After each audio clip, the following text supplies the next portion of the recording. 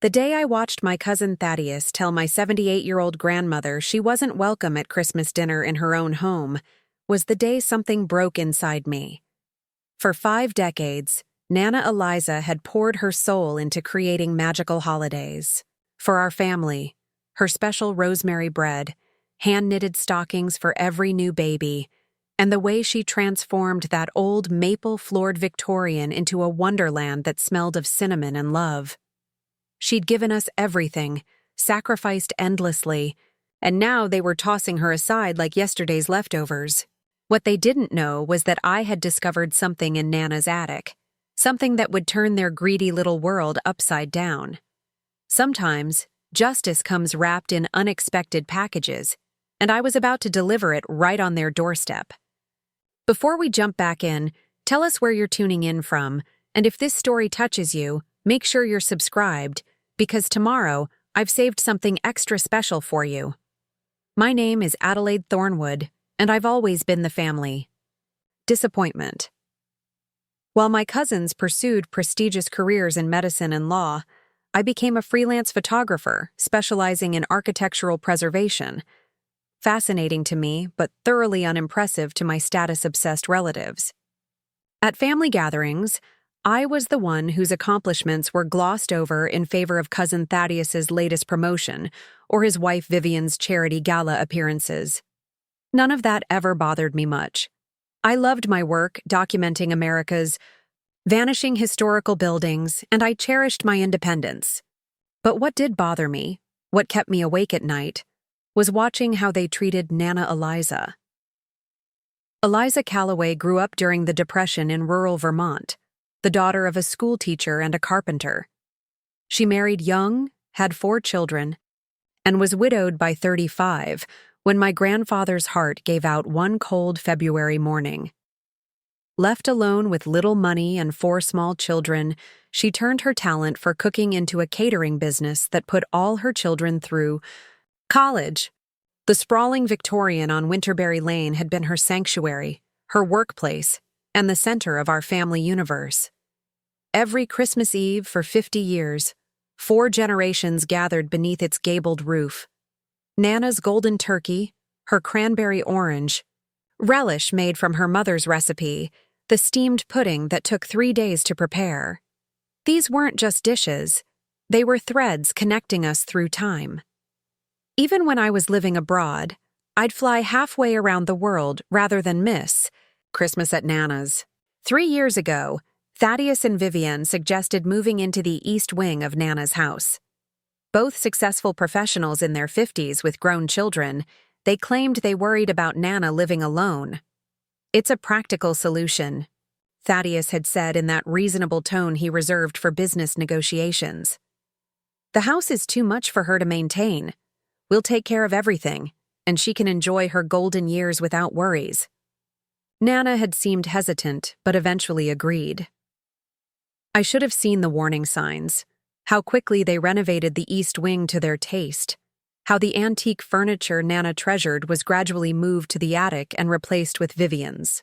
Modern pieces, how they began referring to it as our house in casual conversation. Still, nothing prepared me for what happened last week. I'd been in Arizona photographing mission architecture and had just returned to New England when my phone lit up with a group text from Vivienne. "Christmas Eve gathering at our home this year will be intimate, immediate family only. We're focusing on creating a peaceful holiday environment.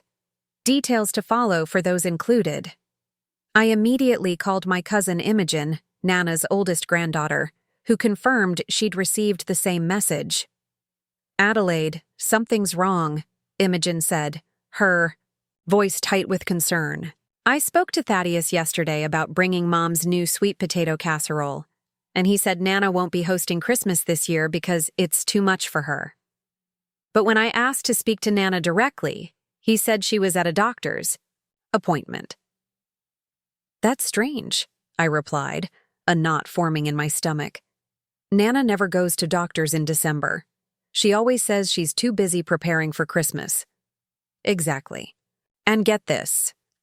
When I called back this morning, Vivienne answered and told me Nana wouldn't be joining the Christmas dinner at all this year. Said Dr. Blackwood recommended minimizing holiday stress, and they're taking her to some senior community. Christmas lunch instead. Dr. Blackwood? In 40 years, I'd never heard this name. Nana had seen the same family physician, Dr. Abernathy, since before I was born. I'm going over there, I decided immediately. Something doesn't add up. I drove straight to Winterberry Lane from the airport, my rental car crunching over fresh snow in the long driveway. The house looked magnificent as always, its Victorian details highlighted with tasteful white lights, a far cry from Vivienne's usual preference for modernist simplicity. Thaddeus opened the door, surprise flickering across his face before he composed himself. Adelaide, we weren't expecting you. Clearly, I replied, stepping past him into the foyer. The familiar scent of pine and cinnamon was missing, replaced by an artificial vanilla fragrance. Where's Nana? Eliza is resting. Vivienne emerged from the living room, cashmere sweater perfectly coordinated with her silk pants. Dr. Blackwood adjusted her medication yesterday, and she needs quiet. She lowered her voice to a theatrical whisper. The early stages of cognitive decline are so difficult. We're trying to minimize disruptions to her routine. My skin prickled, with unease. Cognitive decline? Since when? Last month she recited Robert Frost from memory when we spoke on the phone. The onset can be quite sudden, Thaddeus interjected smoothly. Dr. Blackwood has been monitoring her closely. We're just following medical advice. I'd like to see her, I stated firmly. Now isn't a good time, Vivienne replied. Perhaps tomorrow, after her morning medication has... Adelaide? Nana's voice floated down from the grand staircase. Is that you? I turned to see my grandmother descending the stairs, one hand on the walnut banister I'd helped her polish every Christmas Eve of my childhood. She looked smaller somehow, her silver hair pulled back in a simple bun rather than her usual elegant twist. But her eyes, those clear blue eyes that had witnessed nearly 8 decades of life, were as sharp as ever. Nana! I rushed to her, embracing her familiar softness. She smelled of lavender and lemon, the same scent she'd worn my entire life. What a wonderful surprise, she smiled, though I noticed a flicker of anxiety as she glanced toward Thaddeus. No one told me you were coming. Spur of the moment, I replied, studying her face. I missed you, and I wanted to talk about Christmas plans. Something passed across her features, a shadow of sadness quickly concealed. Oh, well, things are different this year. Thaddeus and Vivienne think it's best if I don't host. Too much? Excitement, you know. You love excitement, I countered gently. Christmas is your favorite time of year. Mother. Thaddeus's voice carried a warning tone I'd never heard him use with Nana before. Remember what Dr. Blackwood said about getting overwrought. I'm not overwrought, Nana replied with a flash of her old spirit. I'm talking to my granddaughter. Why don't we sit in the sunroom? I suggested, taking her arm. You can catch me up on everything. Before either Thaddeus or Vivienne could object, I guided Nana toward the back of the house, to the glass-enclosed room that had always been her favorite. Once a solarium filled with her prized orchids and ferns, it had been transformed into a sleek entertainment space with a flat-screen television and minimalist furniture. What happened to your plants? I asked quietly as we settled on an uncomfortable-looking white sofa. Vivienne said they attracted insects, Nana sighed. They're in the garden shed, though I doubt they'll survive the winter there. We talked for nearly an hour, and with each passing minute my concerns deepened. Nana's mind was crystal clear. She remembered details about my recent travels that I'd mentioned only in passing during our last call, asked thoughtful questions about the mission architecture I'd been photographing, and even quoted passages from a book we'd discussed months ago. But something had changed. The confident woman who had ruled her kitchen and her life with quiet authority seemed diminished, deferential. When Vivienne entered to announce lunch would be served shortly, Nana immediately stopped mid-sentence and nodded compliantly. Nothing. Heavy for Eliza, Vivienne instructed me as if Nana weren't present. Dr. Blackwood's dietary restrictions are quite specific. Since when do you follow dietary restrictions? Preparing and narrating this story took us a lot of time, so if you are enjoying it, subscribe to our channel. It means a lot to us. Now back to the story. I asked Nana once Vivienne had left. You always said life's too short to skip dessert. A ghost of her familiar smile appeared. They mean well, dear, and it's their house now. What do you mean, their house? This has been your home for 50 years. Nana's hands twisted in her lap. Thaddeus convinced me it made sense to transfer the deed. The property taxes were becoming such a burden, and they promised I could stay in my suite for life. The paperwork was so complicated, pages and pages of legal terms. I thought I was just signing a living arrangement, but apparently. Her voice trailed off. My blood ran cold. When did this happen? Last spring, after that bout of pneumonia. I was still quite weak, and they brought in their lawyer friend, Mr. Holloway. He explained everything, though I confess I was tired that day and might not have followed all the details. I struggled to keep my voice level. Does Imogen know about this? Or Uncle Thomas? Nana's oldest son, my uncle, was a retired judge who would have easily spotted any legal manipulation. Thaddeus said it was simpler to handle it quietly, just between us. Less fuss that way. She patted my hand. Don't worry so much, Adelaide. I have my suite upstairs and they take good care of me. And this Dr. Blackwood, when did you start seeing him? Her, Nana corrected. Dr. Janessa. Blackwood. She's a specialist Vivienne knows from her charity work. Very expensive, very exclusive practice. They insisted I needed specialized care. I was about to press further when Thaddeus appeared in the doorway. Lunch is served, he announced. Adelaide, you're welcome to join us, though we weren't expecting. You in the meal planning. How gracious, I replied, my tone matching his in false politeness. I wouldn't miss it. Lunch was a tense affair. The dining room that had once hosted boisterous family gatherings was now a study in austere elegance. Nana's cherished, spode Christmas dishes were nowhere to be seen, replaced by minimalist white plates. Vivienne served a meal that looked like it belonged in a health spa brochure: poached fish, steamed vegetables, and brown rice. Where's Nana's Christmas china? I asked casually, watching their reactions. Packed away, Vivienne replied smoothly. Too delicate for everyday use. But Christmas is coming. Surely you'll use them then.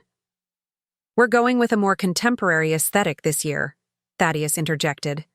Vivienne has commissioned a tablescape designer who's worked with several Boston socialites.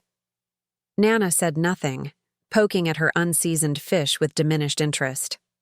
After lunch, I excused myself to use the restroom, but instead slipped up the grand staircase to the third floor where Nana's suite was located.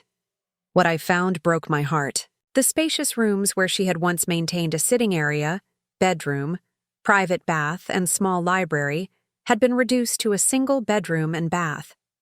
The sitting room now sported exercise equipment with Vivienne's monogram towels draped over the handles. Worse, Nana's personal treasures were diminished. The wall of family photographs was gone, her collection of first edition New England poetry volumes nowhere to be seen. Her antique writing desk, the one her father had made for her 16th birthday, had been replaced by a generic white table. I continued exploring, making my way to the attic. If I knew Nana, she wouldn't have let them discard her treasured possessions entirely. Sure enough, the attic was filled with carefully wrapped furniture, labeled boxes of china and silver, and stacked photo albums. In the far corner, partially hidden behind a rolled carpet, I spotted her writing desk. Something compelled me to examine it more closely. The desk had always fascinated me as a child, with its multitude of small drawers and hidden compartments. Nana had shown me once how to press a certain decorative element to reveal a secret drawer where she kept her most important documents. Heart pounding, I located the hidden latch and pressed. The small compartment slid open, revealing a stack of papers bound with faded blue ribbon. On top was a sealed envelope addressed in Nana's elegant handwriting, for Adelaide, in case of emergency. Why me? I was neither the oldest grandchild nor the most accomplished. But I'd always been closest to Nana, spending summers with her when my parents traveled for work, learning her recipes and family stories while my cousins pursued summer internships and prestigious camps. With trembling fingers, I opened the envelope. Inside was a letter dated just 3 months ago. My dearest Adelaide, if you're reading this, then my fears have been realized. Thaddeus and Vivienne are not what they seem. Their concern masks control.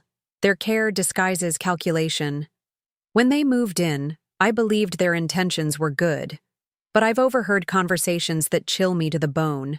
They speak of my cognitive decline when they think I cannot hear, discuss medications I've never been prescribed, and plan a future where decisions about my life and home are entirely in their hands. Last spring, they presented papers they claimed were for tax purposes. I signed, trusting family as I always have. Later, I discovered they had tricked me into signing over the deed to my home. But there is something they don't know. Something my own father arranged decades ago. Beneath this letter, you'll find the true property documents. The Victorian and the land it stands on were placed in an irrevocable family trust by my father in 1963. While I have enjoyed life tenancy, the house can never truly be sold or transferred outside the trust. Any document suggesting otherwise is legally invalid. More troubling still are the new medications they insist I take daily, pills that leave me foggy and compliant. I've been secretly disposing of them, but they grow more vigilant in watching me swallow them. If they've turned against me completely, if Christmas celebrations that have been sacred to our family for generations are now denied me, then the time has come to reveal the truth. I've always seen in you a spirit that reminds me of myself. In younger days, you value truth over appearance, substance over status. This is why I entrust this task to you, rather than others who might be swayed by Thaddeus's position or Vivienne's social connections. The legal documents you need are secured with my longtime attorney, Marian Winters, whose contact information is enclosed. She has instructions to act upon your request. With love and trust, your Nana.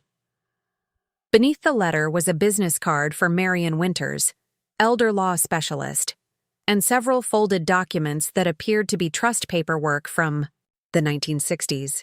I sat back on my heels, mind racing. The implications were staggering.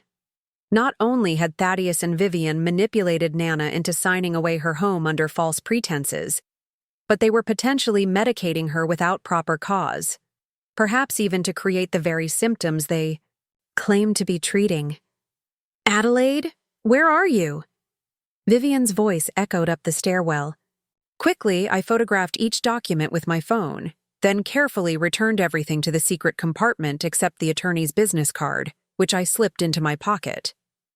Coming, I called, making my way down from the attic. Back. In the main part of the house, I found Vivienne waiting with thinly veiled impatience. We were concerned when we couldn't find you. Wandering through private areas of the home isn't really appropriate. Private areas? I raised an eyebrow. You mean the home where I spent every Christmas of my life? The home my great-grandfather built? Things change, she replied coolly. Thaddeus and I have invested considerably in updating and maintaining this property. We value our privacy. I'm sure you do, I replied, matching her tone. I need to head out soon, but I'd like a few moments alone with Nana to say goodbye. She's resting now, Vivienne countered. Perhaps next time you could call ahead so we can arrange a more suitable visiting schedule. I'll just peek in and say, "Goodbye," I insisted, already moving toward the stairs. I won't wake her if she's truly asleep. I found Nana in her reduced bedroom, sitting in a chair by the window, staring out at the snow-covered gardens. She turned when I entered, relief washing over her face. "I was afraid they'd convinced you to leave without saying goodbye," she said softly. I sat on the ottoman at her feet, taking her hands in mine. They felt cold. "Nana, I found your letter. I understand what's happening." Her fingers tightened around mine. "Be careful, Adelaide. They're very powerful in this town. Now, Thaddeus sits on the hospital board, and Vivienne is involved with half the charitable foundations in the county." "I don't care if they own the whole town," I replied fiercely. "What they're doing is wrong, and possibly illegal. Are they forcing you to take medication you don't need?" She glanced anxiously at the door before lowering her voice. "Dr. Blackwood prescribed something for anxiety and age-related confusion.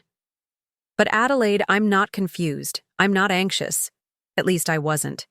Until they started changing everything, taking over my life bit by bit. What about Christmas? Do you really want to skip the family gathering?" Tears welled in her eyes. "It breaks my heart. 50 years without missing a single Christmas Eve celebration in this house. All those recipes, the traditions. I started preparing in October, ordering the special ingredients, planning the menu." A single tear slipped down her cheek. "Last week, Vivienne told me she'd already donated my Christmas dishes to the church rummage sale. Said they were outdated and I wouldn't be needing them anymore." My resolve hardened. "I'm going to fix this, Nana, I promise you.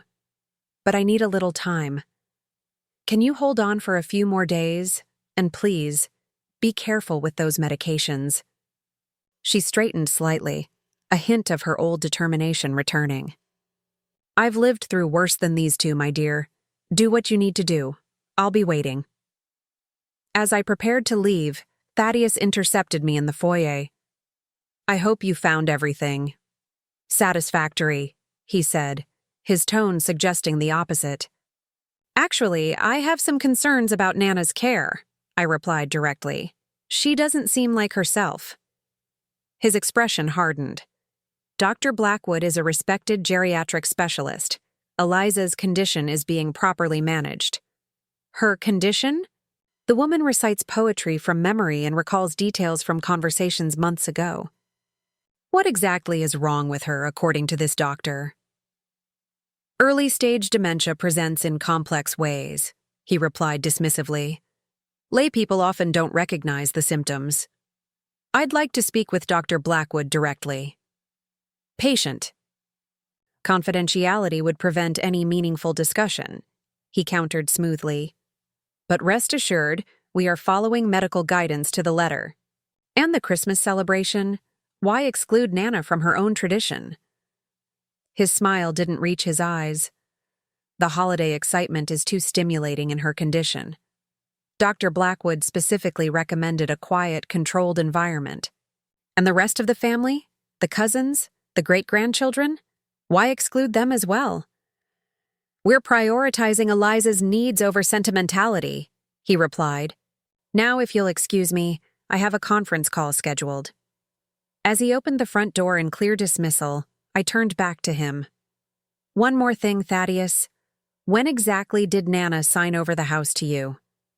His expression flickered slightly, before settling back into composed certainty. "Last spring. Everything was handled properly, I assure you. Mother was quite clear about her wishes to relieve herself of the burden of home ownership." "How convenient for you," I observed. "Well, I'll be in touch. Very soon." From my car, I called Marion Winters's office and secured an appointment for first thing the next morning. Then I reached out to Imogen and my other cousins, filling them in on what I'd discovered. By evening, a family coalition was forming, one that excluded Thaddeus and Vivienne. The next morning, Marion Winters reviewed the photos of the documents I'd found comparing them with records from her firm's archives. Her conclusion was unequivocal. The irrevocable trust established by Winston Calloway in 1963 is still legally binding, she confirmed. Your grandmother has life tenancy, with the property held in trust for future generations.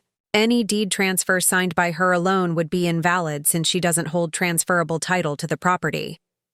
So, Thaddeus and Vivienne don't actually own the house? Not only do they not own it, but as trustee, I'm obligated to protect the trust's assets against precisely this type of manipulation. She tapped her pen thoughtfully against her desk. Additionally, if your grandmother was coerced or misled about what she was signing, that raises serious questions of elder abuse and possible fraud. What about this Dr. Blackwood? Can she prescribe medication if Nana doesn't actually have any cognitive issues? Marion's expression darkened. That's potentially even more serious. Administering unnecessary medication to create symptoms or increase dependency could constitute criminal behavior. We should involve Adult Protective Services immediately. Over the next week, we built our case methodically. I arranged for Nana to be evaluated by an independent geriatric specialist who found no evidence of cognitive impairment. Marion filed emergency motions to invalidate any purported property transfer and to install me as Nana's temporary healthcare proxy. Most shocking was what we discovered about Dr. Janessa Blackwood. While she was indeed a licensed physician, her specialty wasn't geriatrics, but cosmetic dermatology. She had no qualifications to diagnose dementia or prescribe psychiatric medications. Furthermore, she served on the same hospital committee as Thaddeus and had been a guest at several of Vivienne's charity galas. The final piece fell into place when we located Mr. Holloway, the lawyer who had supposedly handled the property transfer.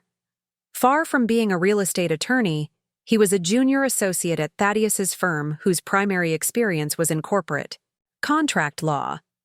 When confronted with potential disciplinary action from the Bar Association, he admitted to preparing documents he knew might not be legally sound, acting under pressure from his senior partner.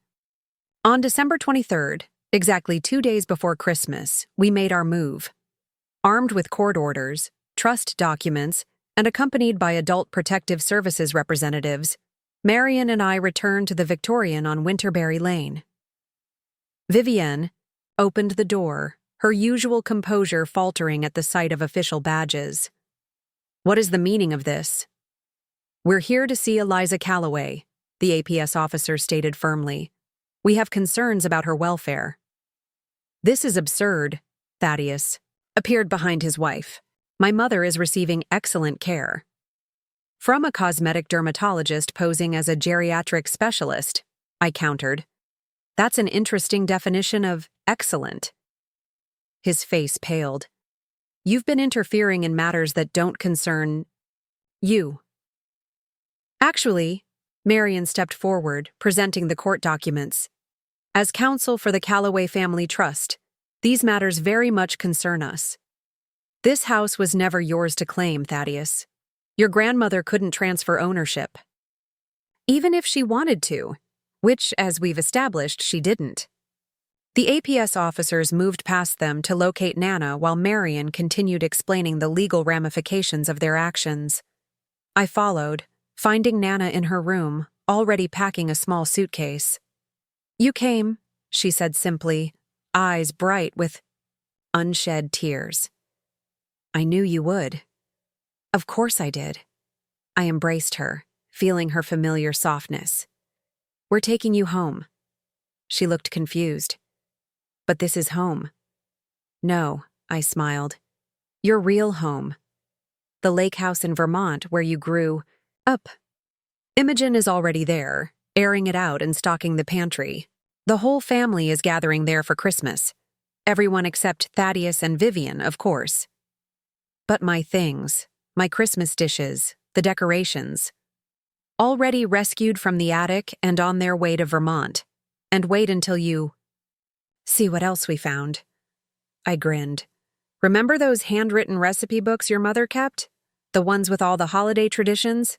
They were tucked behind your father's old fishing gear." For the first time in months, Nana's face lit up with genuine joy.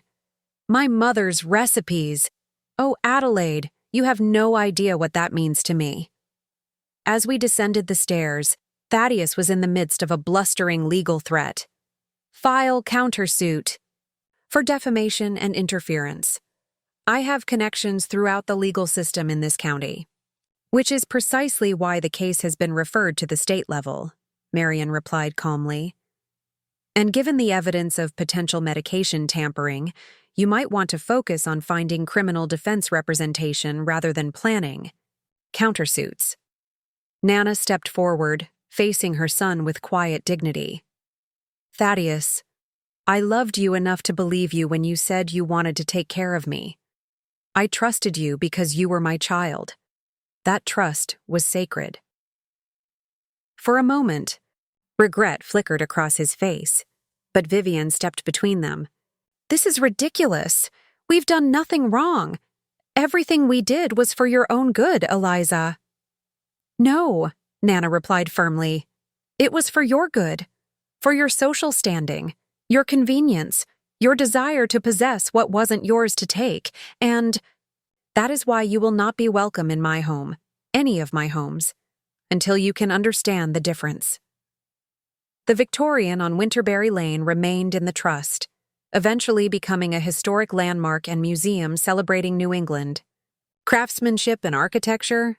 I was appointed its curator, combining my photography skills with my love for preservation. Nana lived 7 more vibrant years at the lake house in Vermont.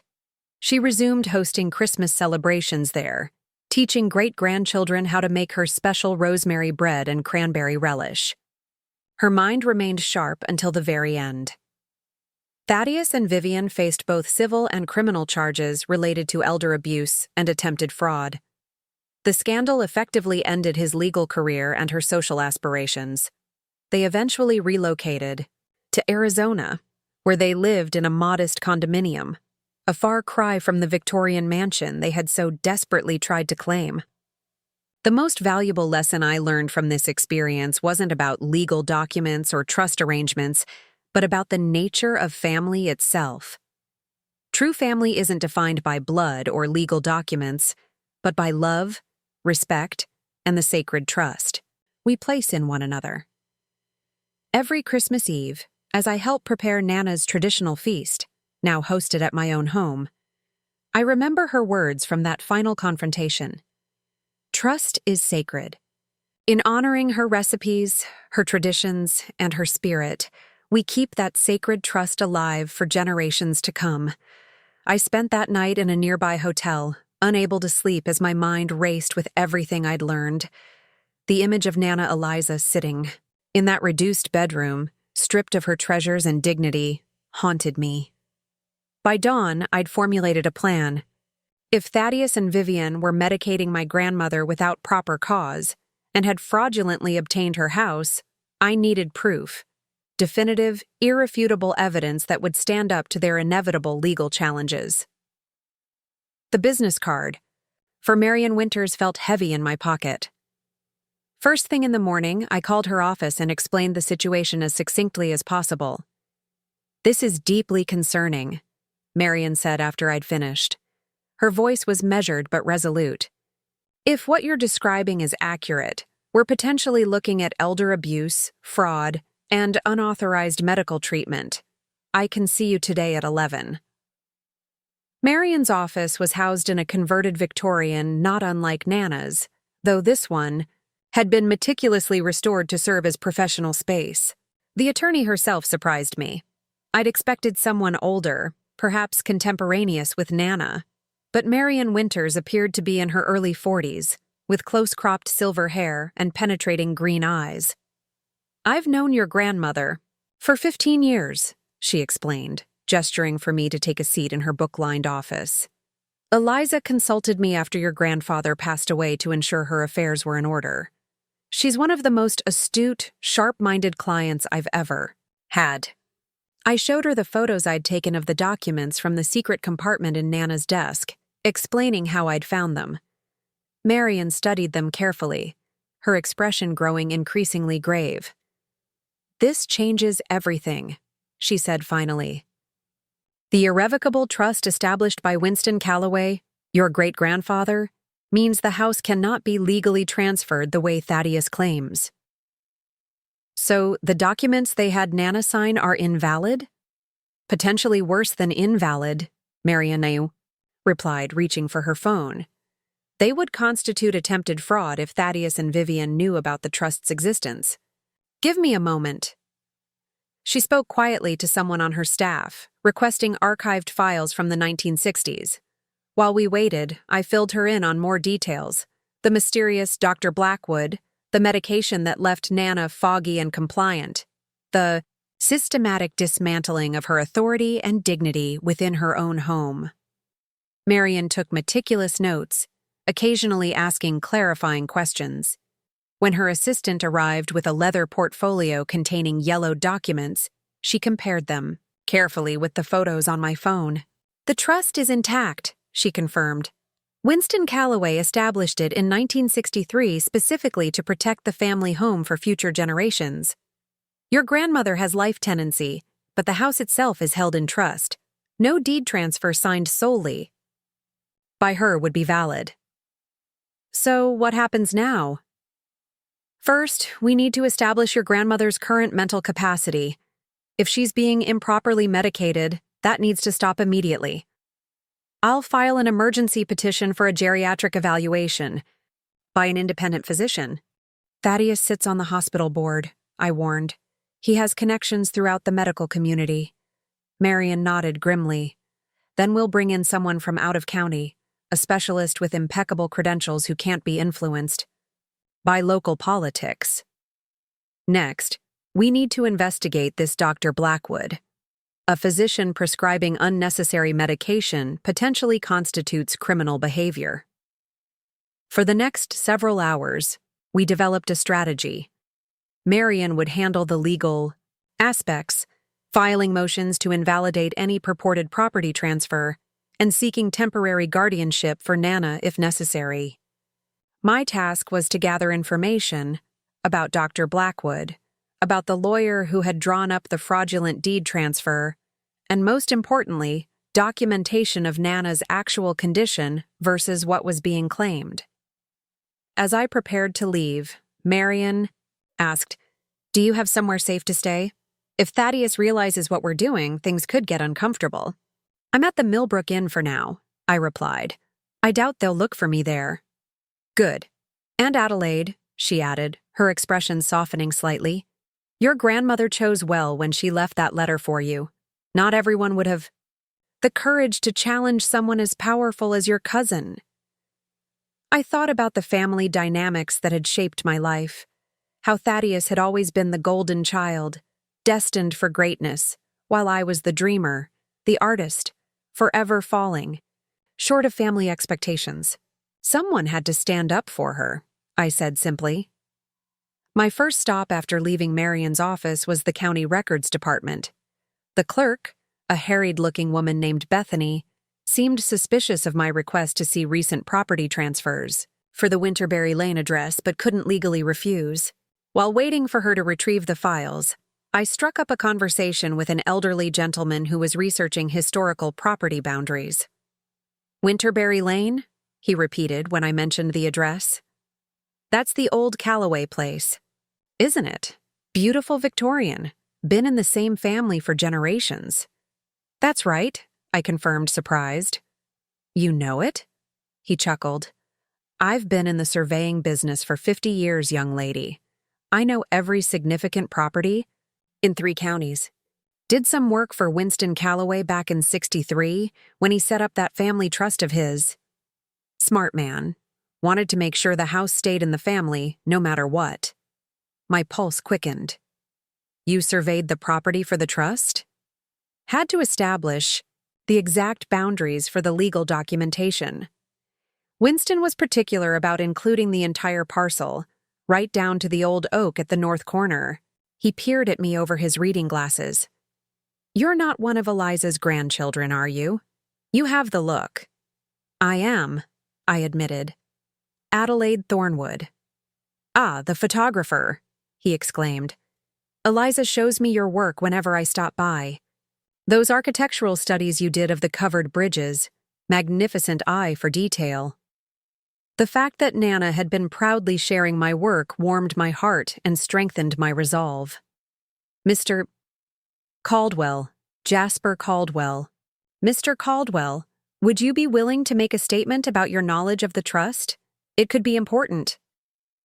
His bushy eyebrows rose, but before he could respond, Bethany returned with the property records I'd requested. I thanked her and retreated to a corner table to examine them. The deed transfer was dated April 17th of the current year, just as Nana had indicated, during her recovery from pneumonia. The document bore her signature, though it looked shaky, uncertain, nothing like her usual confident hand. The notary's stamp belonged to someone named Preston Holloway, and the witness signatures included Janessa Blackwood, M.D. I photographed everything, making sure to capture all the relevant details, then returned to Mr. Caldwell. Something's not right with your grandmother's property, is it? He asked perceptively. I hesitated, then decided honesty might serve me best. Someone may have taken advantage of her recent illness to have her sign documents she didn't understand. Documents that shouldn't have any legal standing given the trust you mentioned. His weathered face hardened. Disgraceful? Eliza Calloway is salt of the earth. Who would do such a thing?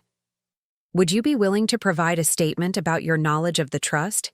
It could help protect her. Young lady, I'd be proud. Here's my card. Call anytime. For Eliza, I'll make myself available. Armed with this unexpected ally, I moved on to my next target, Dr. Janessa Blackwood. Finding information about the mysterious doctor proved more challenging. Her name appeared on the hospital website as part of the geriatric care team, but her bio was sparse compared to other physicians. Just a brief mention of her medical degree, from a university I'd never heard of, with no details about specialized training or board certifications. The hospital wouldn't release any information about her over the phone, citing privacy policies. I decided a more direct approach was needed, and drove to the address listed on her professional profile. The office was located in a sleek medical building on the affluent side of town. The waiting room featured expensive modern furniture and abstract art that matched Vivienne's aesthetic preferences perfectly. A receptionist with an artificial smile greeted me from behind a glass partition. I'd like to make an appointment. With Dr. Blackwood, I said, for a geriatric evaluation. For yourself? She asked, voice dripping with skepticism as she took in my youthful appearance. For my grandmother. I understand Dr. Blackwood is quite selective about her patients, but we were referred by Vivienne and Thaddeus Calloway. I dropped the names deliberately, watching her reaction. Her demeanor changed instantly. Oh, Mrs. Calloway's family, of course. Let me check the schedule. She tapped at her computer, then frowned slightly. Dr. Blackwood is fully booked. For the next 6 weeks, I'm afraid. That's disappointing. She's been so helpful with my grandmother, Eliza Calloway. I wanted to consult with her about some concerns we have about the current medication regimen. The receptionist's expression flickered with recognition. You're related to Eliza Calloway? I'm her granddaughter, I confirmed. Could you tell me what days Dr. Blackwood typically sees her? Perhaps I could come along to one of those appointments instead. She hesitated, then said carefully, Dr. Blackwood doesn't see patients here on Thursdays. That's when she conducts home visits, for her special cases. Special cases. The phrasing struck me as odd. I see, and my grandmother is one of these special cases? I really couldn't say, she replied, suddenly formal again. Patient confidentiality, you understand? I nodded, then decided to take a risk. One more question. Does Dr. Blackwood specialize in dementia care? My grandmother's condition has been concerning lately. The receptionist looked genuinely confused. Dementia? No, Dr. Blackwood's primary specialty is cosmetic dermatology. She handles Botox, fillers, that sort of thing. She gestured vaguely at her own unnaturally smooth forehead. The best in the county. I struggled to maintain a neutral expression. A cosmetic dermatologist prescribing psychiatric medication for a supposed cognitive condition? This was even worse than I'd imagined. Interesting, I managed. Perhaps I misunderstood. Thank you for your time. Outside in my car, I immediately called Marion Winters to relay what I'd discovered. This is deeply troubling, the attorney said, her voice tight with controlled anger. A cosmetic dermatologist has no business diagnosing dementia or prescribing psychiatric medication. We need to move quickly. There's more, I told her. The doctor's signature appears as a witness on the deed transfer documents. And according to the receptionist, she conducts home visits for special cases on Thursdays. This suggests a pattern of coordination that goes beyond coincidence, Marion observed. I'm going to contact the state medical board immediately. In the meantime, I've located a geriatric neurologist from Capital City who's willing to conduct an independent evaluation of your grandmother. Dr. Eleanor Vargas has no connections to your cousin's hospital and has served as an expert witness in elder abuse cases before. When can she see Nana? That's the tricky part. Ideally, we'd bring your grandmother to Dr. Vargas's office, but if she's being closely monitored by Thaddeus and Vivienne, that might be difficult to arrange without tipping our hand. I thought for a moment. What if we created a pretext? Something that would allow Nana to leave the house without raising suspicions? Such as? Christmas shopping, I suggested. Despite what they've told her about not hosting Christmas, Nana would naturally want to purchase gifts for family members. It's a tradition she's maintained for decades. If I suggested taking her shopping, they might allow it, especially if they believe I've accepted their version of events. Marion considered this. It could work.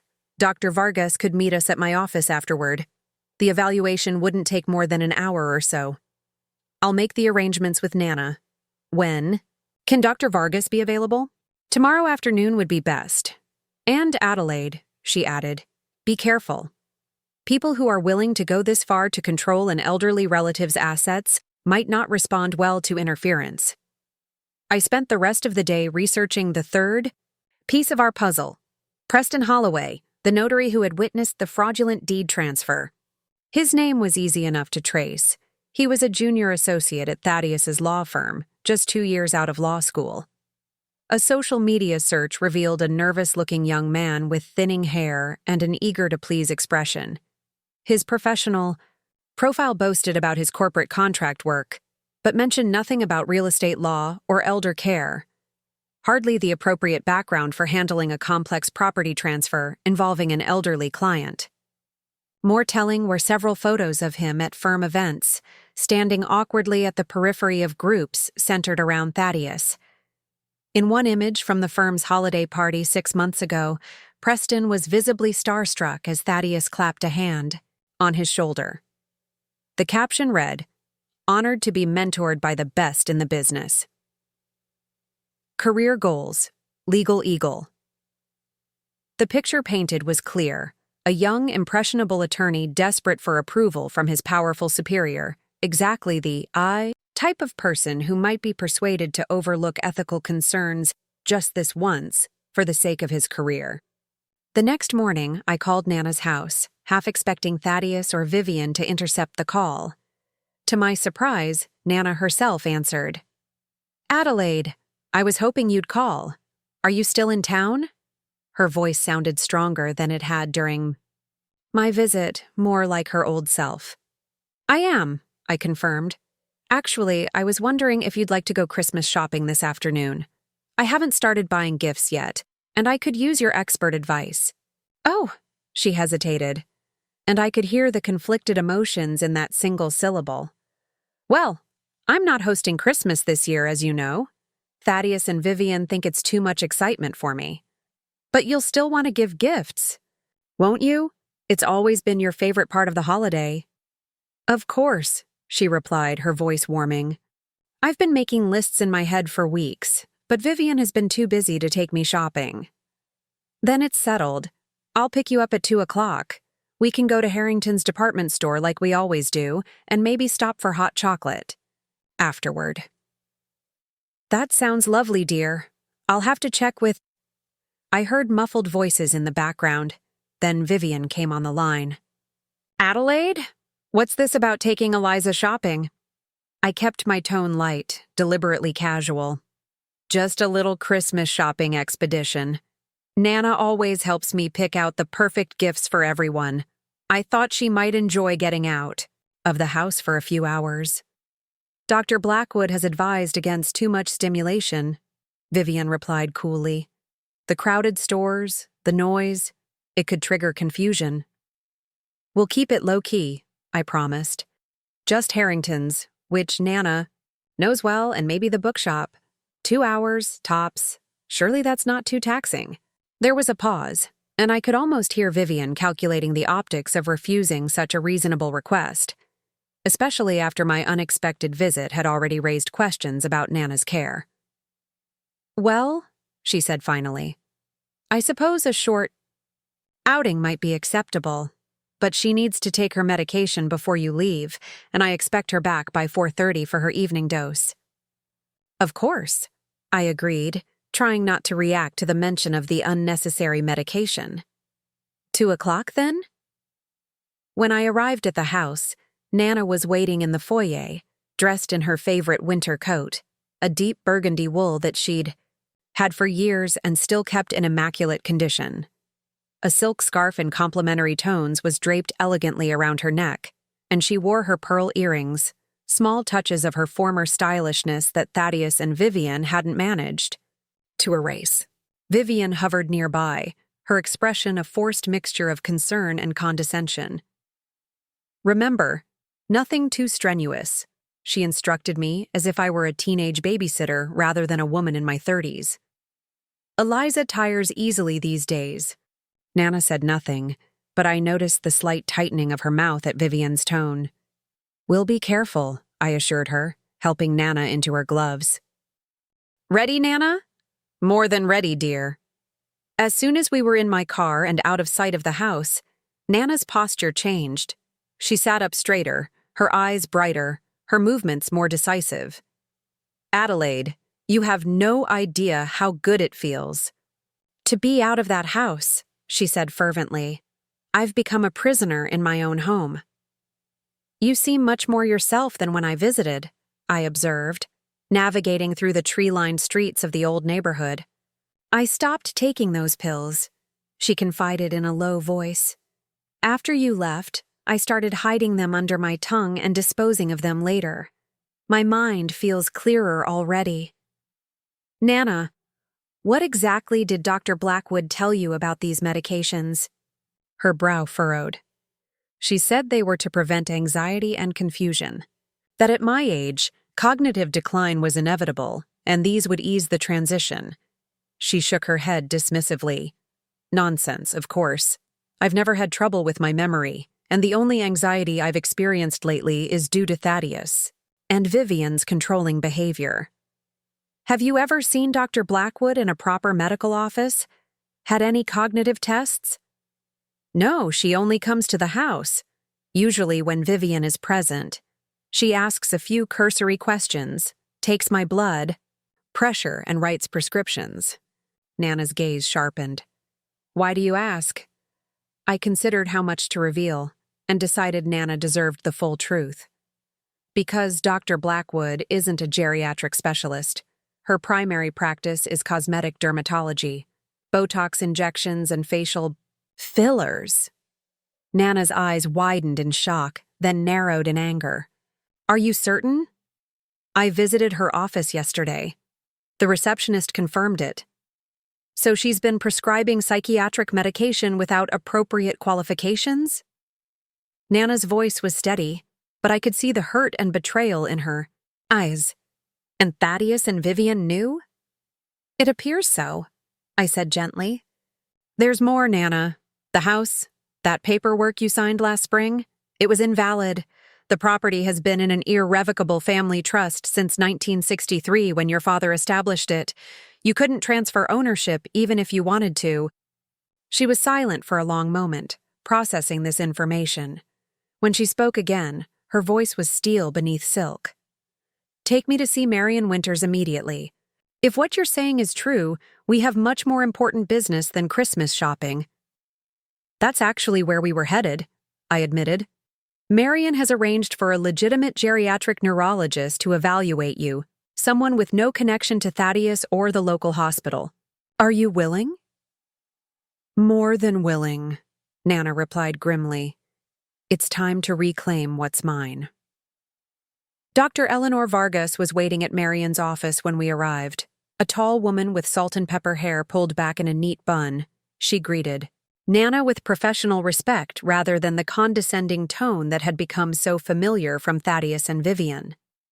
Mrs. Calloway, thank you for agreeing to this evaluation. I understand these circumstances are unusual, but I want to assure you that everything we discuss will remain confidential. Nana nodded appreciatively. Thank you, Doctor. After recent events, transparency and professionalism are qualities I value more than ever. The evaluation took just over an hour. Dr. Vargas conducted a series of cognitive tests, reviewed Nana's medical history, and discussed the medications that had been prescribed by Dr. Blackwood. Throughout the process, Nana displayed the sharp intelligence and clear memory that had characterized her all her life. When it was complete, Dr. Vargas's conclusion was unequivocal. Mrs. Calloway shows no signs of dementia, cognitive impairment, or any condition that would warrant the medications prescribed by Dr. Blackwood. In fact, given her age, her cognitive function is exceptionally strong. And the medications themselves? Marion asked. Dr. Vargas's expression grew severe. Inappropriate and potentially harmful. These are powerful psychoactive drugs typically used for severe anxiety disorders. Or as sleep aids. Side effects can include confusion, memory impairment, and increased suggestibility. Essentially, they could create the very symptoms supposedly being treated. She turned to Nana. I strongly advise discontinuing these medications immediately.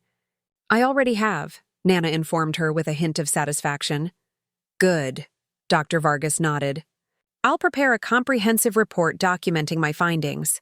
This should help counteract any claims about your cognitive capacity. While Nana and Dr. Vargas continued their discussion, Marion drew me aside. This evaluation gives us firm ground to stand on legally, she said quietly. Now we need to address the immediate concern, your grandmother's safety. If Thaddeus and Vivienne realize we're building a case against them, they might accelerate their efforts to control her. What do you suggest? Ideally, she shouldn't return to that house today. Does she have somewhere else she could stay temporarily? Other family members, perhaps? I thought about our extended family. Imogen lived 2 hours away and would certainly take Nana in, but her small apartment would be cramped. Uncle Thomas had the space but lived out of state. She could stay with me at the hotel for tonight, I suggested. Tomorrow we could arrange something more permanent. Marion nodded. That would be safest. I'll file for an emergency protective order first thing in the morning. That will legally prevent Thaddeus and Vivienne from interfering with her or removing her possessions from the home. When I proposed this plan to Nana, however, she surprised me with her response. I appreciate your concern, both of you, she said firmly, but I will not be driven from my own home. This house has been in our family for generations. My father entrusted it to my care, and I refuse to abandon it now. But Nana, I protested, if they realize what we're doing, then they'll know I'm not the fragile, confused old woman they've tried to make me out to be, she interrupted with flash of her old spirit. Besides, now that I understand what's happening, I can protect myself better. I'll continue disposing of those pills, and I'll be on guard against any new manipulation tactics. Marion and I exchanged concerned glances, but we both recognized the determination in Nana's expression. This was not a woman accustomed to backing down. "At least let me stay with you," I suggested. "I could sleep in one of the guest rooms." Nana considered this, then nodded. "Yes, that would be sensible. Thaddeus and Vivienne can hardly object to my having my granddaughter as a visitor, especially with Christmas approaching." "They might," I warned her, "given how they've been restricting family access. Let them try," Nana replied with a gleam in her eye that I hadn't seen in months. "This is still my house, whatever documents they think they have, and I've spent quite enough time being dictated to by people living under my roof." By the time we returned to Winterberry Lane, it was nearly 5 o'clock, 30 minutes past. The deadline Vivienne had set for Nana's return. As expected, she was waiting in the foyer, arms crossed, expression tight with displeasure. "You're late," she said accusingly. "I specifically said 4:30 for Eliza's medication." "We lost track of time," I replied easily. "The Christmas shopping was so enjoyable." "Where are your packages?" Vivienne asked suspiciously, noting our empty hands. "Mostly ideas today," Nana interjected smoothly. "Adelaide and I were discussing options. And dear, I've decided Adelaide will be staying with us for a few days. The hotel is so impersonal during the holiday season." Vivienne's composure faltered momentarily. "That's not convenient, Eliza. We have plans, social obligations." "What could be more social than family visiting at Christmas time?" Nana countered, removing her gloves with deliberate calm. "Adelaide can use the blue guest room. It should be aired out, of course." "That room is being used for storage now," Vivienne objected. "Then the items can be moved," Nana replied, a new note of authority in her voice. "Adelaide, dear, go ahead and bring in your overnight bag. We'll have dinner in half an hour." The shift in power dynamics was subtle but unmistakable. For perhaps the first time since moving in, Thaddeus and Vivienne were no longer dictating terms in Nana's home. The confused, compliant woman they'd cultivated was receding, replaced by the strong-willed matriarch who had run her household for decades. Vivienne, clearly unsettled by this change, retreated to find Thaddeus. I used the opportunity to help Nana upstairs to her room. "That felt good," she admitted once we were alone, a smile playing at the corners of her mouth. "I'd forgotten how it feels to simply state what will happen in my own home." "They won't give up easily," I cautioned her. "No," she agreed, suddenly serious. "In fact, I expect tonight will be quite challenging. Thaddeus has his father's temper when crossed. I thought of my late uncle, known for his blustering outbursts when things didn't go his way. I'll be right down the hall," I assured her. "And Marion is filing for that protective order first thing tomorrow." Nana nodded, then reached into her coat pocket and withdrew something small and metallic, a key. "This is for you," she said, pressing it into my palm. "It opens the cedar chest in my bedroom closet. Inside, you'll find my mother's jewelry and several important family documents that Thaddeus doesn't know about. If anything happens, anything at all, secure these items first." The weight of her trust settled on me like a mantle. "I will," I promised. "But nothing's going to happen. We're going to fix this." Dinner that evening was a tense affair. Thaddeus arrived home shortly before the meal, clearly having been briefed by Vivienne. His attempt at jovial greeting couldn't mask the calculating look in his eyes. "Adelaide! What a surprise. Staying with us, are you?" "How spontaneous." "Christmas is a time for family," I replied, echoing Nana's earlier sentiment. "Indeed," he agreed with a thin smile. "Though our celebration this year is meant to be intimate. Just the three of us." "Four now," Nana corrected him mildly, taking her accustomed seat at the head of the table, a position she had apparently been coaxed away from in recent months, judging by Vivienne's startled expression. Throughout the meal, I watched the subtle power struggle unfold. Thaddeus and Vivienne repeatedly attempted to talk over Nana, to make decisions without consulting her, to treat her as peripheral, all tactics they'd clearly developed over months of systematic undermining. But Nana, alert and clear-headed without the sedating medications, parried each attempt with a grace born of decades of social experience. When Vivienne announced she'd be redecorating the front parlor before their holiday gathering, Nana simply replied, "I think we'll keep it as is this year.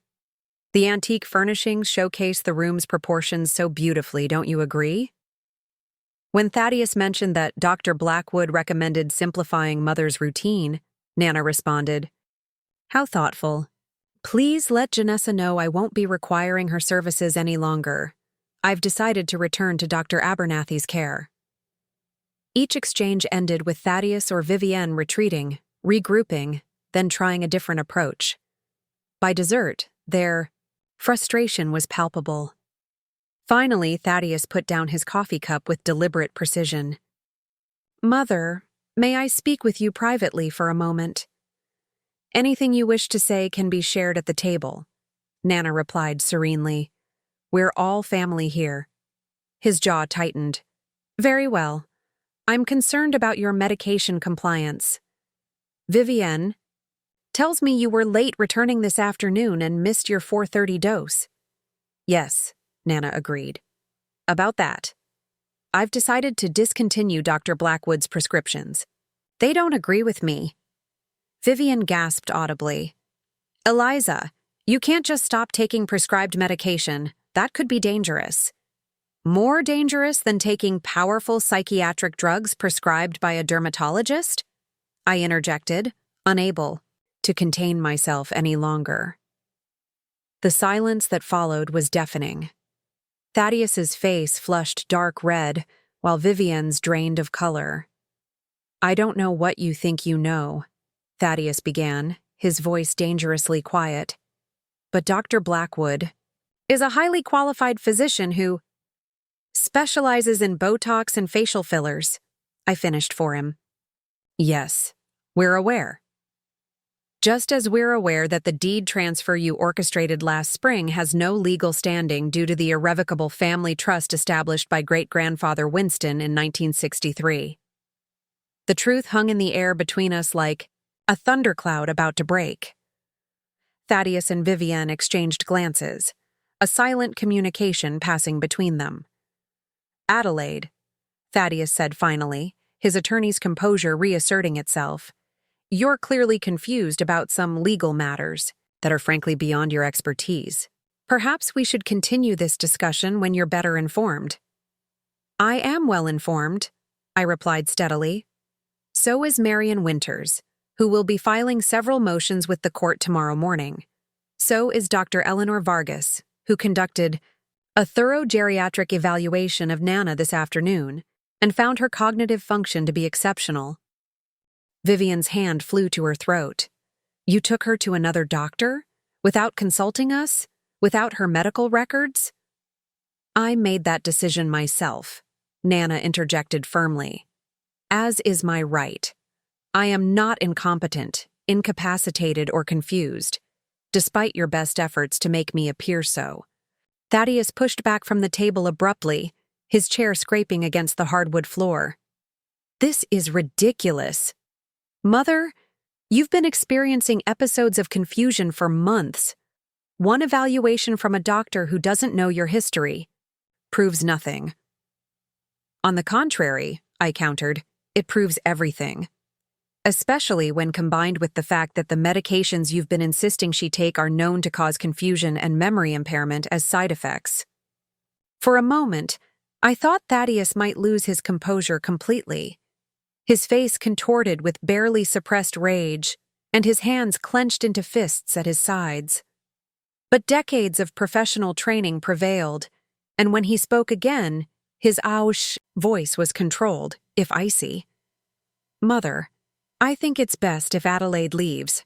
She's clearly causing you distress and interfering with your care regimen." "No," Nana said simply. "Adelaide stays. In fact, I believe it's time we discussed some significant changes to the household arrangements." The confrontation might have escalated further, but we were interrupted by the doorbell. Vivienne, seemingly relieved by the diversion, hurried to answer it. A moment later, she returned with a young man I recognized immediately from his social media photos, Preston Holloway, the junior attorney who had notarized the fraudulent deed transfer. "I apologize for the intrusion," he stammered, looking distinctly uncomfortable. "Mr. Calloway, could I speak with you privately? It's rather urgent." Thaddeus's expression darkened further, but he nodded curtly and led Preston to his study. The door closed behind them with an ominous click. "Well?" Nana said into the strained silence that followed. "I believe this evening has been eventful enough. Adelaide, would you mind helping me upstairs? I find I'm rather tired after all." As we climbed the grand staircase together, I could hear raised voices coming from the study, Thaddeus's angry baritone punctuated by Preston's higher, more agitated tones. Something significant was unfolding, but what exactly, we would have to wait until morning to discover. That night, I barely slept. The blue guest room that had once been a haven during childhood visits was now a battleground in a family war I never anticipated fighting. Despite Vivienne's protests about the room being used for storage, it had been hastily cleared before bedtime, though evidence of neglect remained. Dust on the baseboards, musty linens, and a pervasive chill that suggested the heat had been redirected elsewhere for some time. Around midnight, I heard footsteps in the hallway, too heavy to be Nana's. I cracked my door open to see Thaddeus emerging from his study, papers clutched in his hand, his face a mask of barely controlled fury. He disappeared into the master suite he shared with Vivienne, and muffled but heated conversation followed. I considered checking on Nana, but decided against risking drawing attention to her room. Instead, I sent a text to Marion. "Situation escalating. May need emergency intervention sooner than planned." Her response came almost immediately. "On it. Court opens 8 a.m. Stay vigilant." Dawn broke with leaden skies promising snow. I dressed quickly and slipped down the back stairs to the kitchen, hoping to prepare breakfast for Nana before Thaddeus and Vivienne awoke. To my surprise, I found Nana already there, dressed in a crisp blouse and wool skirt that harkened back to her usual elegant style. "Good morning, dear," she said, measuring coffee into the percolator, the old-fashioned kind she'd always preferred over modern brewing systems. "I thought we might enjoy some proper breakfast. Vivienne has been insisting on bland oatmeal for months." "How did you sleep?" I asked, noting the shadows beneath her eyes. "Fitfully," she admitted, "but better than many recent nights. It's amazing how clearly one thinks without those dreadful pills." She glanced toward the doorway, then lowered her voice. "Adelaide, there's something we need to discuss before they wake." I moved closer, helping her retrieve eggs and bacon from the refrigerator. "What is it?" "Last night, after you went to bed, I heard Thaddeus on the phone. He was arranging for me to be moved to Cedar Grove Assisted Living, today." Her hands were steady as she cracked eggs into a bowl, but I could see the hurt in her eyes. "Apparently, he's claiming I've become unmanageable at home." My grip tightened on the spatula I'd picked up. "He can't do that. He has no legal authority over your care decisions." "He seems to think otherwise," Nana replied grimly. "I believe he's planning to use those fabricated medical records from Dr. Blackwood to force the issue." "Did you call Marion?" She nodded. "First thing. This morning. She's already on her way to the courthouse with the protective order paperwork, but Thaddeus has connections throughout the county. I'm not sure how quickly the order will be granted." I thought quickly. "We need to get you out of here before he can implement his plan." "No," Nana said firmly, turning on the stove burner with a decisive click. "I told you yesterday, I will not be driven from my own home. If Thaddeus wants to force me into a facility, he'll have to do it in front of witnesses, with me fighting every step of the way. No judge would consider me incompetent after seeing that." "It's risky," I cautioned, admiring her courage even as I worried for her safety. Life is risk, she replied simply. Now, set the table properly, will you? Crystal juice glasses, the good plates. If this is to be our last breakfast in this house for a while, let's make it civilized. I followed her instructions, understanding the symbolic importance of reclaiming these small domestic rituals. By the time Thaddeus and Vivienne appeared in the doorway, we had transformed the kitchen into a scene from my childhood. Fresh coffee steaming in silver pots, perfectly cooked eggs, crisp bacon, and homemade preserves that Nana had evidently retrieved from her secret stash. Thaddeus faltered mid-step, clearly thrown by the tableau. Mother, you're up early. As I have been every morning for the past 70 years, she replied pleasantly. Do join us. The coffee is particularly good today. Vivienne hovered uncertainly at the threshold. Eliza, you shouldn't be exerting yourself like this. The doctor specifically said. Yes, about that, Nana interrupted, her tone remaining conversational, though her eyes had hardened. I've been meaning to ask, when exactly did you and Janessa Blackwood become acquainted? Was it before or after you decided I needed specialized care? The question hung in the air like a live grenade. Vivienne's face flushed, then paled. I don't see how that's relevant. Don't you? Nana poured coffee with a steady hand. I find it extremely relevant that my daughter-in-law's college roommate, with no geriatric training whatsoever, somehow became the authority on my cognitive health.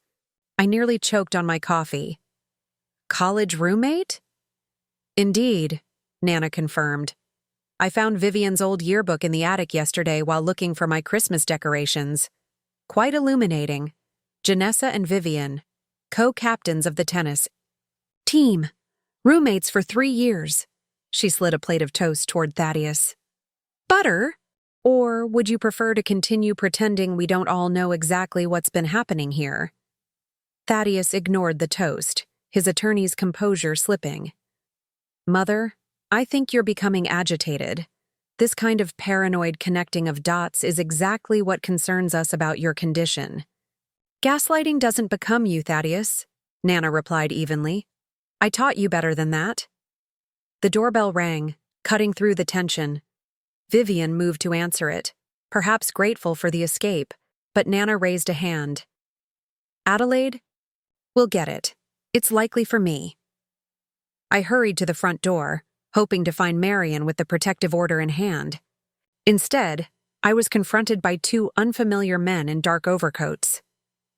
Can I help you? I asked, blocking the entrance. We're here for Eliza Calloway, the taller one replied, his tone professionally detached. Cedar Grove Transport Services. We have orders to escort her to the facility this morning. My heart sank. Thaddeus had moved even more quickly than we'd anticipated. I'm afraid there's been a mistake. Mrs. Calloway isn't going anywhere today. Are you a family member? He asked, producing a clipboard. I'm her granddaughter. I see. Well, these arrangements were made by her son, who has medical power of attorney. If you'll just step aside. She does not have power of attorney, I stated firmly, grateful for the legal knowledge Marian had imparted. Any document claiming otherwise is fraudulent and currently being challenged in court. The man exchanged glances with his colleague. Ma'am, we're just doing our job. We have the proper paperwork here, signed by a Dr. Blackwood and Mr. Thaddeus Calloway. That paperwork is based on falsified medical information, I countered. Mrs. Calloway is of sound mind and not subject to her son's authority. If you attempt to remove her from this house against her will, it will constitute kidnapping. The men hesitated, clearly unprepared for this level of resistance. Before either could respond, a sleek black sedan pulled into the driveway, and Marian, Winters emerged, accompanied by a uniformed police officer. Relief flooded through me. Perfect timing. Marian approached briskly, briefcase in hand. Good morning, gentlemen. I'm Marian Winters, Attorney for Eliza Calloway. I have here an emergency protective order signed by Judge Harmon 15 minutes ago. She produced a document bearing an official seal.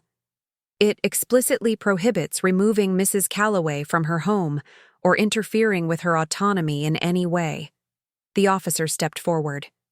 I'm here to ensure the order is enforced. May I see your paperwork, please?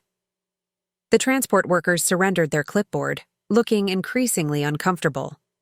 The officer reviewed it, then handed it to Marian, who examined it with a critical eye. As I suspected, she said. This authorization is based on a medical evaluation by Janessa Blackwood, who is not qualified to make determinations about cognitive capacity. Furthermore, the power of attorney document referenced here is currently under investigation for fraud. She returned the clipboard. I suggest you gentlemen leave immediately. Your services will not be required. They retreated to their van without further argument, clearly eager to remove themselves from the complicated situation. Inside, we found Thaddeus standing in the foyer, his expression thunderous. What is the meaning of this intrusion? Marian handed him a copy of the protective order. This should clarify things. Judge Harmon was particularly disturbed by evidence suggesting your mother has been improperly medicated without informed consent. This is preposterous, Thaddeus sputtered. My mother needs specialized care. She's been exhibiting clear signs of cognitive decline for months. Symptoms that mysteriously appeared around the same time she began taking medication prescribed by your wife's former roommate, I noted. Quite a coincidence. Vivienne appeared behind Thaddeus, her usual poise noticeably absent. You have no right to interfere in family matters. Thaddeus is only acting in his mother's best interests. Is that what you call attempting to seize? Control of a multi-million-dollar property through fraudulent means? Marian asked coolly. Because the court may view it differently, as might the state medical board, when they hear about Dr. Blackwood's unethical practices. Nana emerged from the kitchen, her dignity intact despite the chaos unfolding in her home. I believe it's time we all sat down like adults. Officer, thank you for your assistance. Would you care for some coffee before you leave? The officer declined politely, but promised to remain nearby should any further issues arise. With the immediate threat of forced removal neutralized, we gathered in the formal living room, a space that had once hosted countless family celebrations, but now felt like neutral ground in enemy territory. Marian took charge of the meeting, her professional demeanor a stark contrast to the emotional undercurrents swirling through the room. Let me outline the situation clearly, she began, opening her briefcase. Mrs. Calloway has been evaluated by Dr. Eleanor Vargas, a board-certified geriatric neurologist who found no evidence of cognitive impairment. The medications prescribed by Dr. Blackwood, who, I might add, has no qualifications in geriatric medicine, have been deemed inappropriate and potentially harmful. She produced another document from her case. Furthermore, the property transfer that supposedly gave ownership of this house to Thaddeus and Vivienne is invalid. The property has been held in an irrevocable trust since 1963, established by Winston Calloway specifically to prevent exactly this type of situation. Thaddeus leaned forward, his attorney's instincts asserting themselves. That trust was dissolved decades ago. I have documentation. Falsified documentation, Marian corrected him. I've spoken with Jasper Caldwell, the surveyor who worked on the original trust paperwork. He confirms the trust remains intact and has never been modified or dissolved. Jasper Caldwell is an old man whose memory can hardly be considered reliable, Thaddeus scoffed. His memory seems considerably more reliable than the sudden cognitive decline you've attributed to your mother, Marian replied evenly. But if you prefer more contemporary evidence, I've obtained the official trust records from the state archives. They make for interesting reading, particularly the clause prohibiting any transfer of ownership outside direct family lineage. Vivienne's composure cracked further. "This is ridiculous.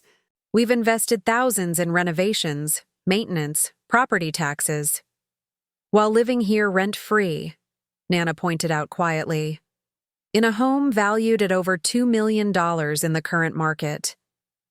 A heavy silence fell over the room.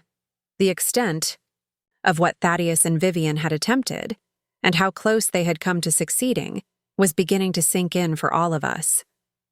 Marian broke the silence. "Here's what happens next. The protective order ensures Mrs. Calloway remains undisturbed in her home. All medical decisions revert to her exclusively, with Adelaide as her designated healthcare proxy should that become necessary. The fraudulent deed transfer will be formally invalidated by the court, likely within days." She fixed Thaddeus with a stern gaze. "Additionally, there will be an investigation into potential elder abuse charges related to the inappropriate medication. Dr. Blackwood has already been reported to the State Medical Board, and preliminary inquiries are underway regarding her prescription practices." Thaddeus's face had gone ashen. "This will destroy my professional reputation." "You should have considered that before attempting to declare your mentally competent mother incompetent," I said, unable to contain my anger any longer. "What exactly do you want?" Vivienne demanded, her voice tight with barely controlled panic. "Money? Is that it?" Nana shook her head sadly. "What I want is something you can no longer give me, Vivienne. Trust, respect, the comfort of knowing my family values me beyond what material assets I might provide them." She turned to Thaddeus, and I saw genuine grief in her eyes. "You were raised better than this. Your father, for all his faults, understood the importance of integrity. What would he say if he could see what you've done?" Thaddeus had no answer, his gaze fixed on the carpet. Marian cleared her throat gently. "From a practical standpoint, Mrs. Calloway, we need to discuss living arrangements going forward. While the protective order prevents interference with your autonomy, it might be uncomfortable to continue sharing the house under these circumstances." Nana nodded thoughtfully. "I've been considering that. Thaddeus and Vivienne will need time to make alternative arrangements.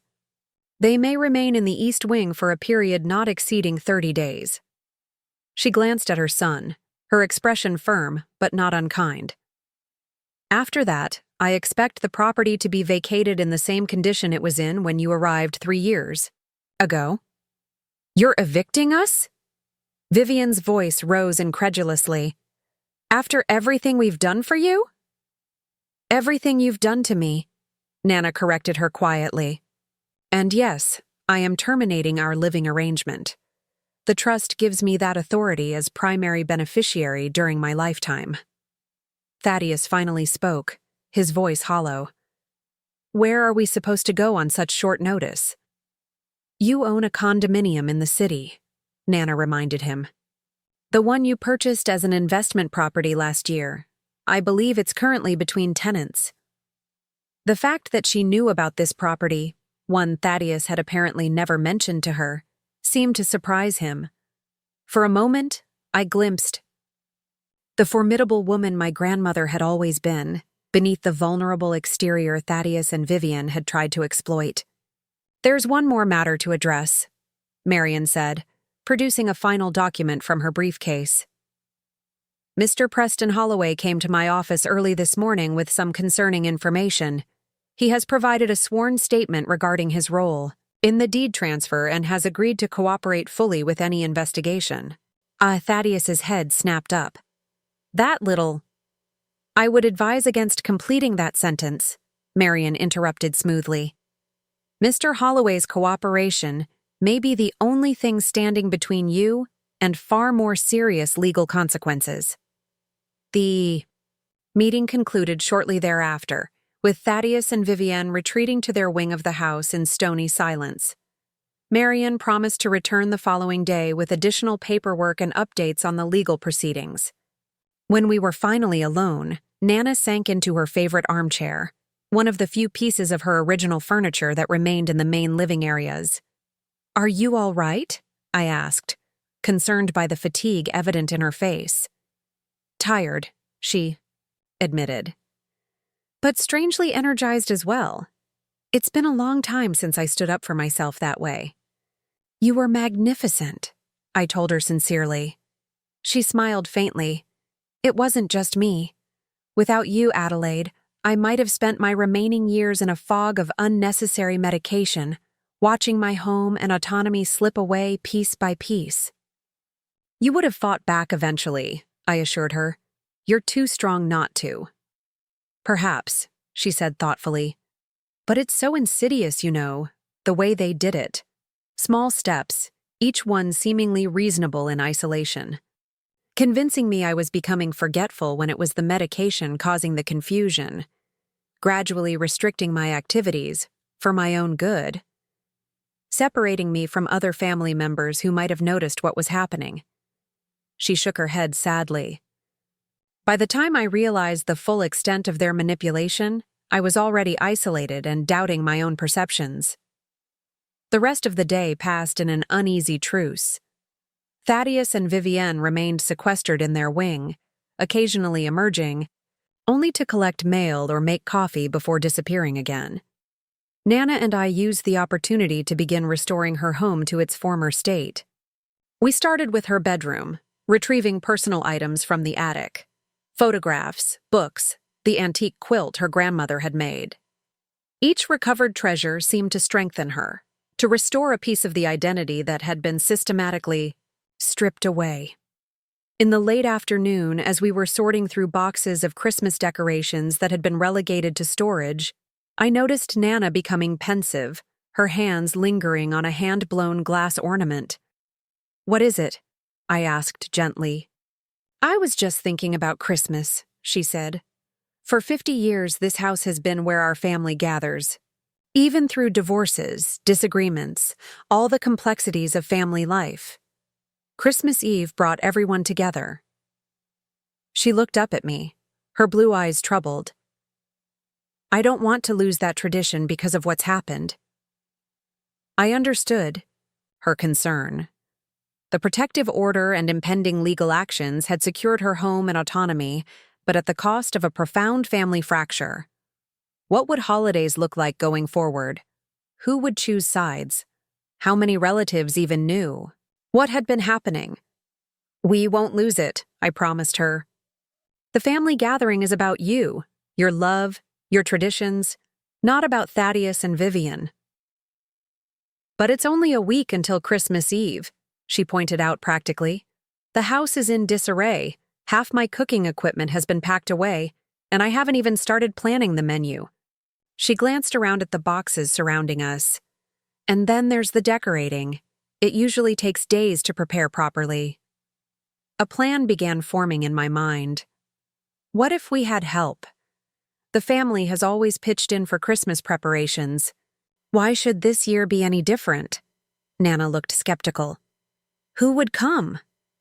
Everyone received Vivienne's message about the intimate gathering. "Let me worry about that," I said, already reaching for my phone. "You focus on making your list of everything that needs to be done." I started with Imogen, knowing my older cousin would mobilize the family with military precision once she understood the situation. The call lasted nearly an hour as I explained everything that had happened, from the fraudulent deed transfer to the inappropriate medication and Thaddeus's attempt to have Nana committed to Cedar Grove. "That absolute weasel," Imogen fumed when I'd finished. "I knew something was wrong when they started restricting access to Nana, but I never imagined it went this far. Why didn't she call one of us sooner? She was isolated, medicated, and being gaslighted into believing she was losing her cognitive abilities," I explained. Classic elder abuse tactics. By the time she realized what was happening, she was already cut off from most family support. "Well, that ends now," Imogen declared firmly. "I'll start calling everyone. Aunts, uncles, cousins, the whole clan. How many people do you think the house can accommodate for Christmas Eve?" As many as always, I replied, feeling a weight lift from my shoulders. 30, 40 if some people don't mind standing during dinner. Perfect. What about food? Decorations? Does Nana have her recipes? We're still taking inventory, I admitted. A lot of things were packed away or donated without her knowledge. But we'll manage. No, we'll do better than manage, Imogen corrected me. We'll make it the best Christmas Eve this family has seen in years. I'll be there tomorrow morning with reinforcements. Tell Nana not to worry about a thing. True. To her word, Imogen arrived the next day driving a station wagon packed with Christmas decorations, baking supplies, and 3 more cousins. By noon, Aunt Phyllis had joined us with her famous cranberry relish recipe and enough serving platters to feed an army. Uncle Thomas, the retired judge, arrived from out of state by late afternoon, his presence adding another layer of protection against any further machinations from Thaddeus.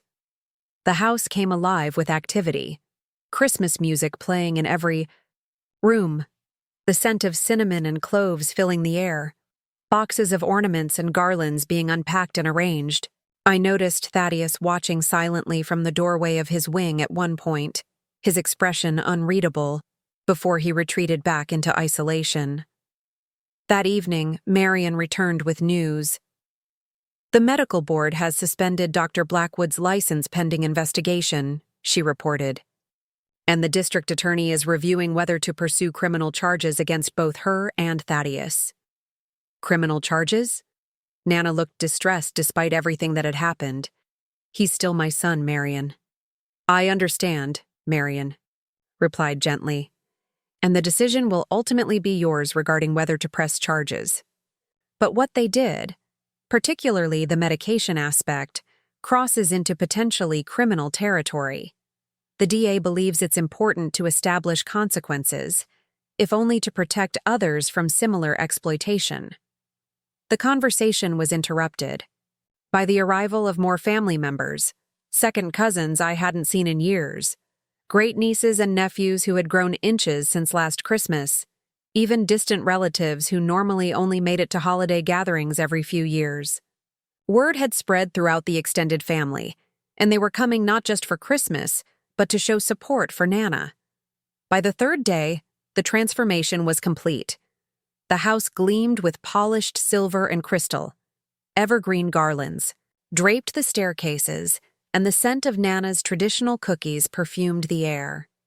More importantly, Nana herself had transformed, standing straighter, her eyes clear and bright, her voice strong as she directed the holiday preparations with her customary precision.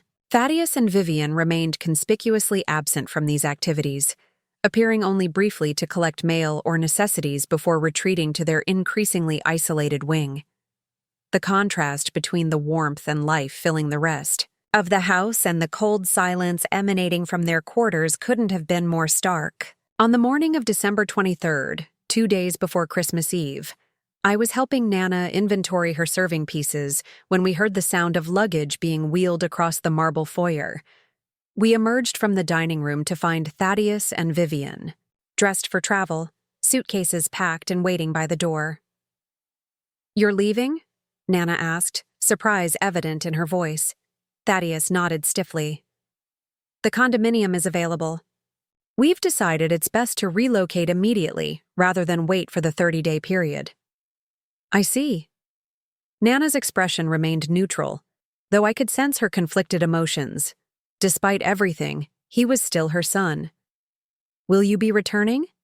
For Christmas Eve?" Vivienne gave a brittle laugh. "Hardly. It's quite clear we're no longer welcome in this house." "That's not true," Nana said quietly. "Your actions were unwelcome. There's a difference." Thaddeus hesitated, something like regret flickering across his features. "Mother, He stopped, apparently unable to formulate an apology or explanation that wouldn't sound hollow under the circumstances. "You should know," he said finally, "that Preston Holloway has provided the DA with extensive documentation about everything. There will likely be formal charges next week." Nana nodded solemnly. I suspected as much. Is there anything you can do? The question sounded more desperate than demanding. If you were to indicate you don't wish to pursue the matter. I'll speak with the DA, Nana promised. But Thaddeus, some bridges can't be unburned simply because one regrets starting the fire. He accepted this with a curt nod, then gestured to the driver who had appeared at the door to begin loading their luggage. As they prepared to leave, Nana approached her son and placed a hand on his arm. Despite everything, you are still family. That door remains open, even if the path back requires considerable amends. Thaddeus said nothing, but I saw his composure falter momentarily before he turned away. We watched from the doorway as their car disappeared down the long driveway, a light snow beginning to fall, dusting the landscape with white. Are you all right? I asked Nana as we returned to the warmth of the house. Yes, she said thoughtfully. And no, I've lost a son, at least for now, but I've rediscovered the meaning of true family in the process. She gestured to the house around us, filled with relatives laughing, cooking, and preparing for the celebration to come. This is what matters. Not property or possessions, but the bonds that bring us together, especially when times are difficult. As evening fell, the final preparations for Christmas Eve were nearly complete. The dining table had been extended to its full capacity, gleaming with Nana's best china and silver. The Christmas tree in the grand parlor, a magnificent Fraser, fir that reached nearly to the ceiling, sparkled with ornaments collected over generations. In the kitchen, 3 generations of women worked side by side, preparing traditional recipes passed down through the family. Nana stood at the center of it all, teaching her great-granddaughter how to properly crimp a pie crust just as she had once taught me. I stepped back to capture the scene with my camera, wanting to preserve this moment of restoration and healing. The flash caught Nana's attention, and she looked up, her face illuminated with a joy I hadn't seen in months. Adelaide, she called, beckoning me closer. Come taste this and tell me if it needs more nutmeg. As I joined the circle of women, accepting the offered spoon, I felt a profound sense of rightness. We had fought for this, for Nana's dignity, for her home, for the traditions that bound our family together. And in doing so, we had uncovered a deeper truth about what family truly means. It isn't about property or control or even blood ties. It's about who shows up when you need them most. Who fights for you when you can no longer fight for yourself? Who values you for who you are, not what you can provide? Christmas Eve would arrive tomorrow, and for the 50th consecutive year, this house would overflow with family celebrating together. There would be an empty place at the table where Thaddeus usually sat, a visible reminder of what had been lost. But around it would gather dozens of relatives who had come not just for the holiday, but to stand in solidarity with the woman who had given so much of herself to all of us. In the end, that was the most meaningful gift of all. Not just saving Christmas, but saving the heart and soul of our family itself. Christmas Eve morning dawned with a perfect blanket of fresh snow covering Winterberry Lane, as if nature itself wanted to provide the final touch to our restored celebration. I woke, early, the habit of a photographer accustomed to catching first light, and found the house already humming with gentle activity. Uncle Thomas was stoking the fire in the main hearth, his movements careful and deliberate.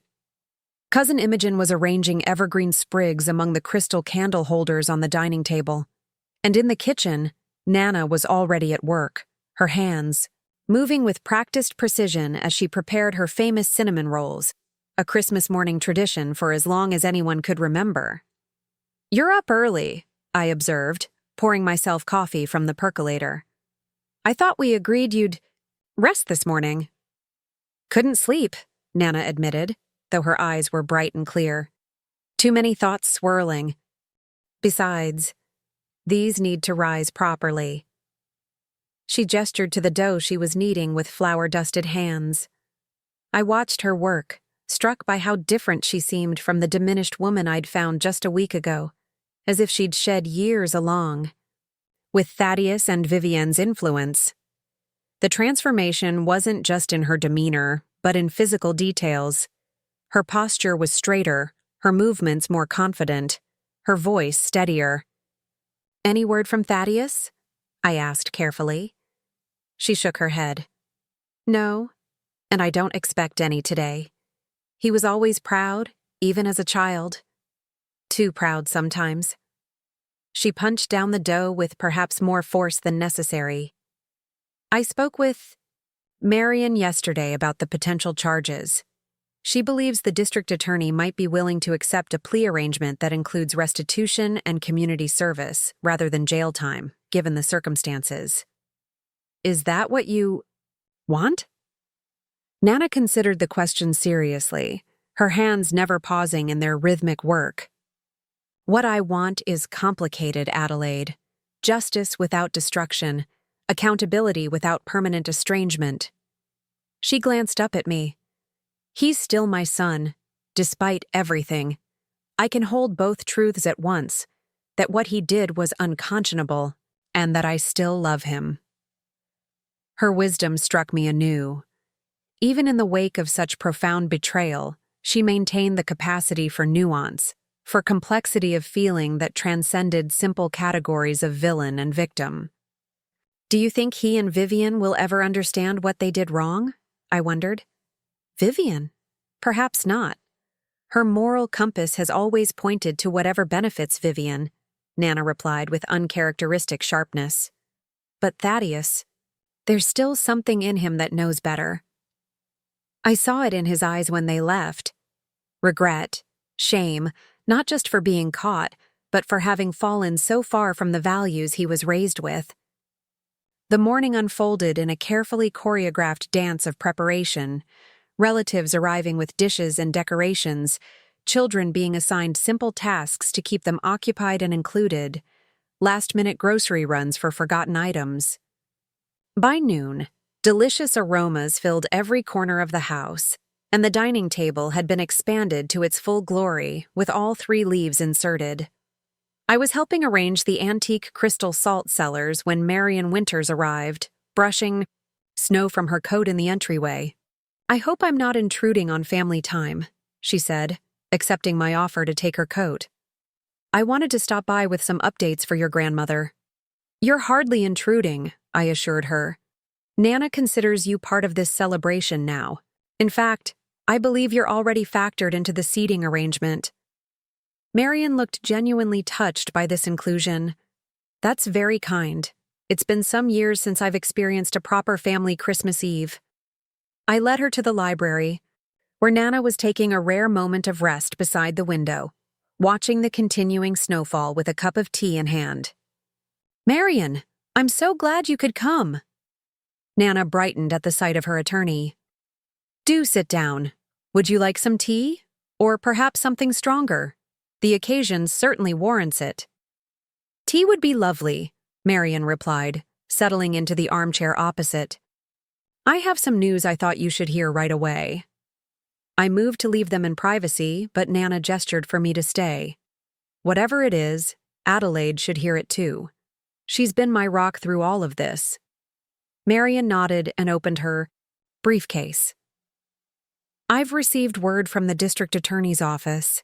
They've reviewed the evidence provided by Preston Holloway, along with Dr. Vargas's report on your cognitive evaluation and the documentation regarding Dr. Blackwood's questionable medical practices." She withdrew a document and handed it to Nana. "They're offering Thaddeus a deal: formal acknowledgement of wrongdoing, substantial community service hours focused on elder care advocacy, restitution for any financial damages, and a 5-year probation during which any similar offense would result in immediate imprisonment." "And Dr. Blackwood?" Nana asked. "Her situation is more complicated given the professional ethics violations. The medical board has already suspended her license pending a full investigation. Criminally, she's facing charges of prescribing medication without proper indication and potential insurance fraud for billing specialist services she wasn't qualified to provide." Nana absorbed this information with a thoughtful expression. "And Thaddeus? Has he indicated whether he'll accept the offer? His attorney contacted me this morning, Marian said carefully. He's inclined to accept, but he had one additional request. She hesitated, glancing between us. He's asked if you would be willing to meet with him, alone, before he formally responds to the DA's offer. Nana's hands tightened slightly around her teacup. Did he say why? Only that there are things he needs to say to you that he'd prefer to express privately. I couldn't contain my concern. Nana, after everything that's happened, I'm not sure that's a good idea. What if this is just another manipulation? What could he possibly gain at this point? Nana countered gently. The legal proceedings are in motion, the family is gathered, and the house is secure through the trust. No, if Thaddeus wants to speak with me, I believe it's for reasons beyond strategy. When would this meeting take place? Marian asked. Today, Nana decided, surprising us both. Before the celebration begins. If there's any possibility of healing, even the beginning of it, I want that energy to be part of our gathering. Tonight. Despite my reservations, I respected Nana's decision. Marian arranged the meeting for late afternoon, with the understanding that she and I would remain in the house, though not in the same room. As the day progressed, the final elements of our Christmas Eve restoration fell into place. The massive tree in the grand parlor was decorated with ornaments spanning generations, delicate glass balls from the Victorian era that had belonged to Nana's grandparents, hand-sewn fabric stars made by her mother during the Depression, colorful ceramic figures painted by grandchildren in school art classes over the decades. Each had a story, a connection to family history that Nana shared with the younger generations as they helped arrange them on the fragrant branches. In the dining room, Aunt Phyllis directed the table setting with military precision, ensuring that each place setting was perfectly aligned, each crystal glass positioned at exactly the right angle.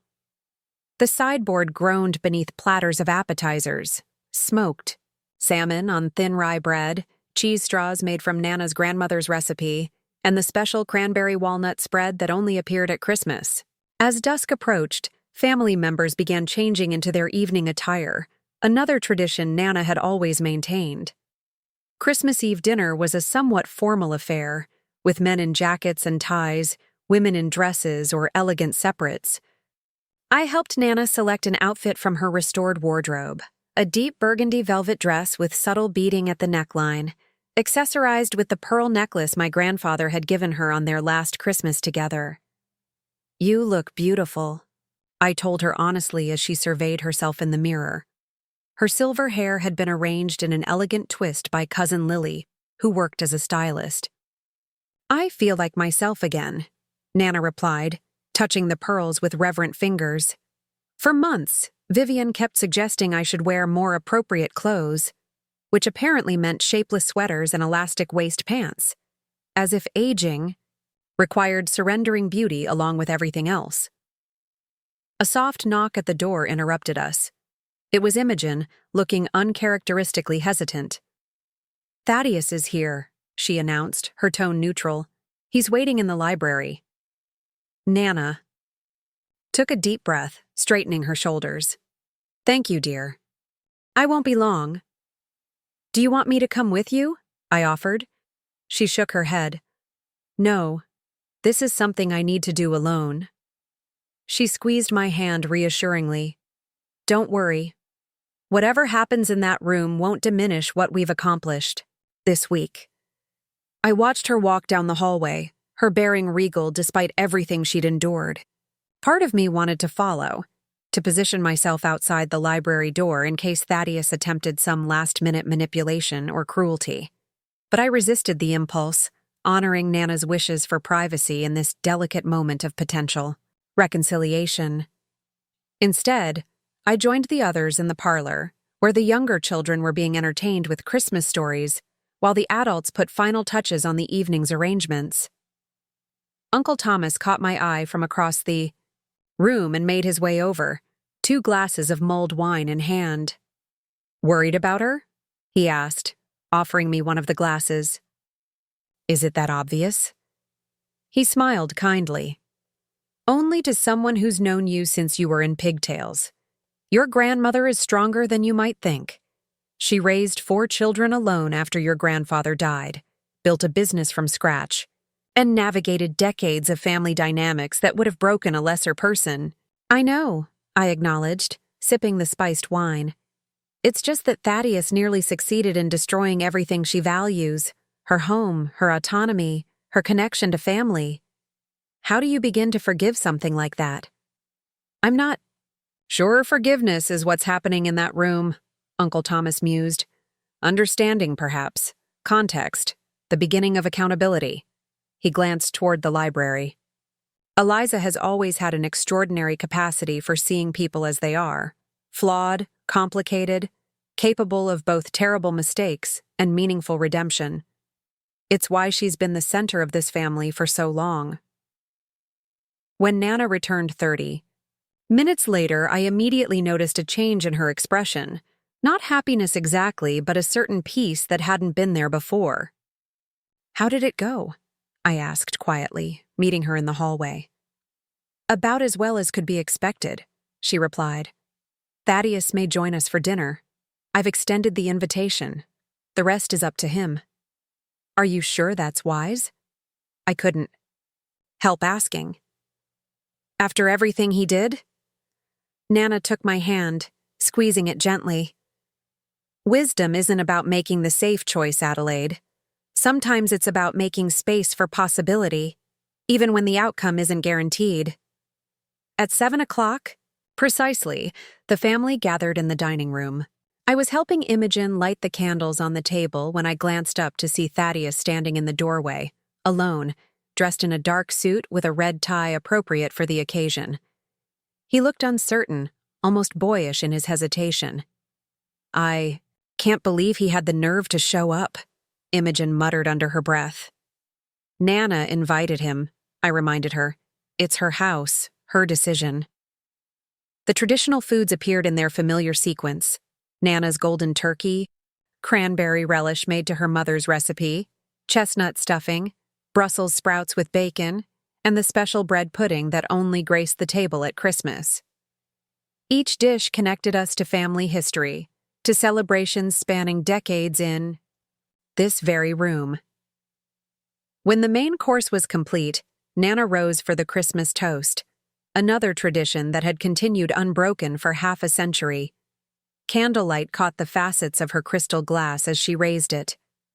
Family, she began, her voice steady and clear, carrying to every corner of the table, is not merely a matter of blood or legal ties. It is a daily choice, a continuous commitment to see one another clearly, to support one another faithfully, and to forgive one another when necessary. Her gaze moved around the table, acknowledging each person present. This past week has taught me much about the true meaning of family. When I needed support most, you all rallied without hesitation. You helped restore not just this celebration, but my sense of self. She paused, her eyes resting briefly on Thaddeus before continuing. Family is also about the courage to acknowledge our mistakes, to make amends, and to begin again with greater wisdom. She raised her glass higher. To family, in all its complexity, with all its challenges, and with all its capacity for restoration and renewal. To family, we echoed, glasses raised in unison. Later, as the evening transitioned to the gift exchange in the parlor, I found myself standing beside Uncle Thomas near the fireplace. Quite a week, he observed, his judicial gaze taking in the scene before us.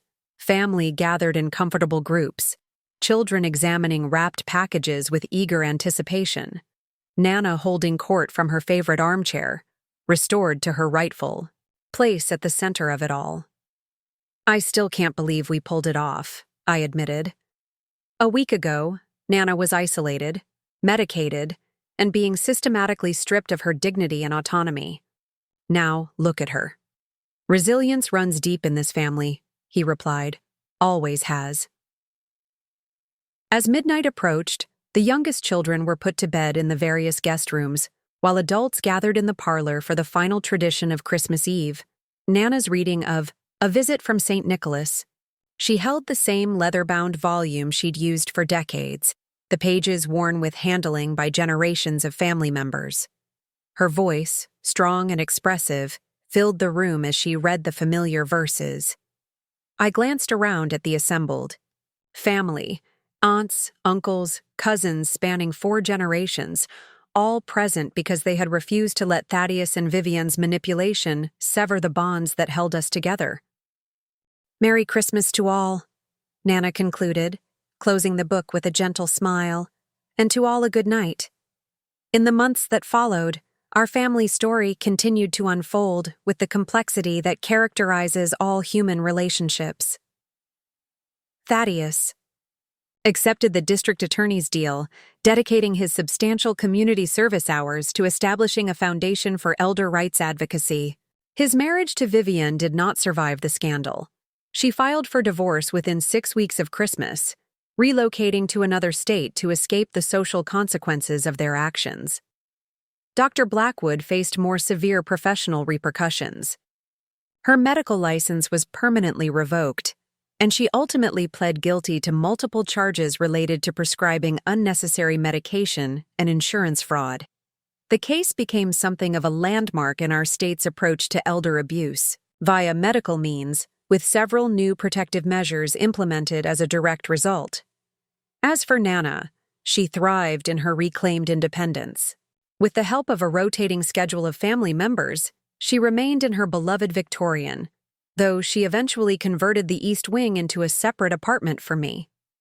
My architectural photography business could operate from anywhere, and I found unexpected joy in this new chapter of my life, becoming the trusted companion to the woman who had shaped so much of who I am. The house itself underwent a renaissance, with Nana's original furniture and treasures returned to their proper places. The Spode Christmas china once again took pride of place in the dining room cabinets. The attic was properly organized, with family heirlooms cataloged and their histories documented for future generations. The gardens, which had suffered under Vivienne's neglect, bloomed again under Nana's careful attention. Perhaps most remarkably, a tentative reconciliation began between Nana and Thaddeus. It started with brief visits, always with other family members present, then gradually evolved into a more direct relationship. The trust was slow to rebuild, fraught with setbacks and difficult conversations, but it grew incrementally with each honest exchange. On the first anniversary of that pivotal Christmas Eve, Nana hosted another family gathering, smaller than the holiday celebration, but no less significant. After dinner, she gathered us in the parlor for an announcement. "This past year has taught me the importance of legacy planning," she began, Marion Winters standing supportively at her side. "Not just financial arrangements, but the passing on of values, traditions, and the wisdom hard-won through difficult experiences." She revealed that she had established a new, more comprehensive trust for the Victorian, one that ensured it would remain a family gathering place for generations to come, with specific provisions to prevent any future manipulation or exploitation. More surprisingly, she had also created a foundation dedicated to elder advocacy, with a particular focus on protecting older adults from financial and medical exploitation by family members. "The painful chapter we experienced last year has been transformed into something meaningful," she explained. "Every year, this foundation will help dozens of seniors recognize and escape similar situations before they lose everything." Most touching of all was her acknowledgement of Thaddeus's contributions to this work. Through his community service and legal expertise, he had helped shape the foundation's approach in ways that might have been impossible without his first-hand understanding of how such exploitation occurs. "Redemption is rarely a straight path," Nana observed, her gaze meeting her son's across the room. "But when it's pursued with genuine remorse and consistent action, it can lead to growth none of us might have imagined possible." As I looked, Around at my assembled family that evening, I reflected on how close we had come to losing not just a Christmas tradition, but the heart and soul of our family itself. Nana's strength, wisdom, and capacity for both justice and mercy had preserved something precious that had almost slipped away. In the years since, I've come to understand that the true ownership of a home isn't about whose name appears on a deed or trust document. It's about who creates the spirit of the place, who transforms mere rooms and furnishings into a sanctuary where generations can gather, connect, and belong. By that measure, the Victorian on Winterberry Lane has always belonged to Nana Eliza, and through her, to all of us who carry her legacy of resilience, dignity, and unwavering family love in our hearts. Up next, you've got 2 more standout stories, right on your screen. If this one hit the mark, you won't want to pass these up. Just click and check them out.